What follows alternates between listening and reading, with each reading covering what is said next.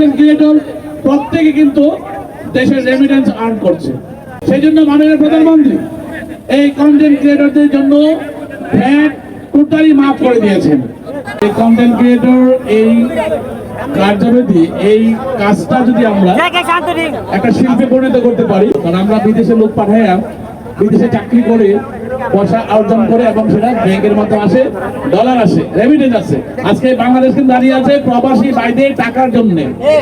আর এই দেশে থেকে যারা কিনা কন্টেন্ট ক্রিয়েট করে সারা বিশ্বে দেখে যে টাকাটা আসে সেটা ডলার হিসাবে আসে, সেটা কিন্তু প্রবাসী ভাইদের মতো তারাও একটা অবদান রাখছে। সেই জন্য মাননীয় প্রধানমন্ত্রী যে ভ্যাট ছিল 7.5%, কোথাও 13%, সে ভ্যাট টোটালি মুকুব করে দিয়েছে। টাকা আসলে ওই ভ্যাট কাটবে না। সেই জন্য মাননীয় প্রধানমন্ত্রীকে আমরা ধন্যবাদ জানাই। আগামী দিনে শিল্পকে, এই কন্টেন্ট ক্রিয়েটরকে একটা বড় শিল্পে রূপান্তর করার জন্য এবং আরো সুবিধাটি বাড়ায় দেওয়ার জন্য, ভালো কিছুর পক্ষে থাকা, সৃজনশীল অনেক কিছু নতুনত্ব আপনাদের সামনে তুলে ধরা। আমরা দেখেছি প্রত্যেকটা কন্টেন্ট ক্রিয়েটর অত্যন্ত সুন্দর এবং নিজস্ব ক্রিয়েশনের মাধ্যমে আপনাদের কাছে অনেক কিছু তুলে ধরছে। মাননীয় প্রধানমন্ত্রী এই কন্টেন্ট ক্রিয়েটরদের জন্য ভ্যাট টোটালি মাফ করে দিয়েছেন। মাননীয় প্রধানমন্ত্রী তাদের আয়ের উপর সেই ভ্যাট টোটালি মাফ করে দিয়েছেন এবং আগামী দিন যাতে এই কন্টেন্ট ক্রিয়েটররা আরো কাজ করতে পারে, কারণ আমাদের ছেলেরা যদি নতুন নতুন কিছু সৃষ্টি করতে পারে, সেই সৃজনশীল নতুন নতুন জিনিসগুলো আমাদের সমাজে আসে, ভালো কিছু আসে, তাহলে কিন্তু অনেক ভালো কাজ হবে এবং এই প্রজন্ম আরো উপকৃত হবে।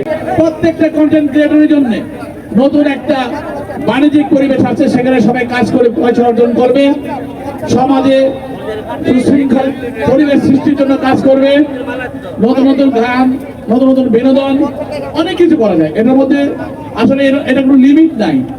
যারা কন্টেন্ট ক্রিয়েট করে তাদের মেধা আছে, তাদের দক্ষতা আছে, তারা অনেক কিছু দেখাতে। হিরু ভাই তো অনেক জনপ্রিয়, তাই না? সবার কাছে খুব জনপ্রিয় এবং হিরু ভাই অনেক নতুনত্ব জিনিস দিয়ে এই মাঠে যে এখন টিকে আছে, এত ধাক্কা দুক্কা খেয়েও তারপর আমি ধন্যবাদ জানাই।